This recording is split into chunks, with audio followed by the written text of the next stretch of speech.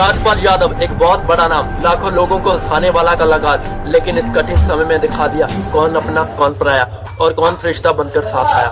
आइए जानते हैं पूरा मामला शुरू कहां से हुआ और इस कहानी ने हमें क्या सीख दी। कहानी शुरू होती है 2010। ये कहानी मोड़ लेती है साल 2010 में, जब राजपाल यादव अपनी फिल्म अता पता को लापता बनाने के लिए लगभग 5 करोड़ रुपए का लोन लेते हैं। फिल्म रिलीज हुई लेकिन सफल नहीं हो पाई। कमाई उम्मीद के मुताबिक नहीं हो, कर्ज चुकाना मुश्किल हो गया। धीरे धीरे ब्याज बढ़ता गया और कुल बकाया रकम लगभग 9 करोड़ रुपए पहुंच गई। चेक बाउंस और कानून सेगमेंट, इस कर्ज से जुड़े चेक बाउंस हो गए। अब यहाँ समझना जरूरी है कि Bharat negotiable instrument act section 130 के तहत अगर कोई चेक बाउंस हो जाता है तो भुगतान नहीं किया जाता। ये सिर्फ पैसों की देरी नहीं बल्कि कानून अपराध माना जाता है। प्रक्रिया कुछ ऐसी होती है, पहले कानून नोटिस, फिर अदालत में केस और दोष साबित होने पर जुर्माना या जेल यानी चेक देना एक बड़ी कानूनी जिम्मेदारी है।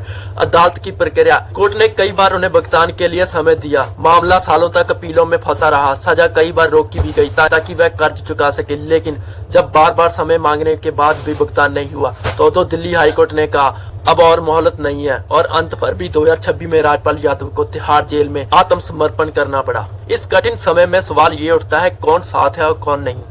सरेंडर से पहले उन्होंने कहा था कि उनके पास पैसे नहीं है और रास्ता साफ है, नहीं दिख रहा, लेकिन इसी दौरान कुछ नाम सामने आए जैसे सोनू सूद, जिन्होंने मदद और काम देने की पेशकश की। यही समय बताता कि कौन सच में अपना है। इस केस में हमें यह सीख मिलती है लोन लेने से पहले रीपेमेंट प्लान जरूर होना चाहिए। फाइनेंशियल प्लानिंग की कमी किसी को भी मुश्किल में डाल सकती है। कानून सबके लिए बराबर है, चाहे वो आम हो या खास हो, जहाँ कोई सेलिब्रिटी हो। ये मामला किसी हिंसा या बड़े अपराध का नहीं है बल्कि एक वित्तीय और कानूनी विवाद का है। लेकिन सवाल ये है कि क्या हम अपने फाइनेंशियल फैसले सोच समझकर लेते हैं?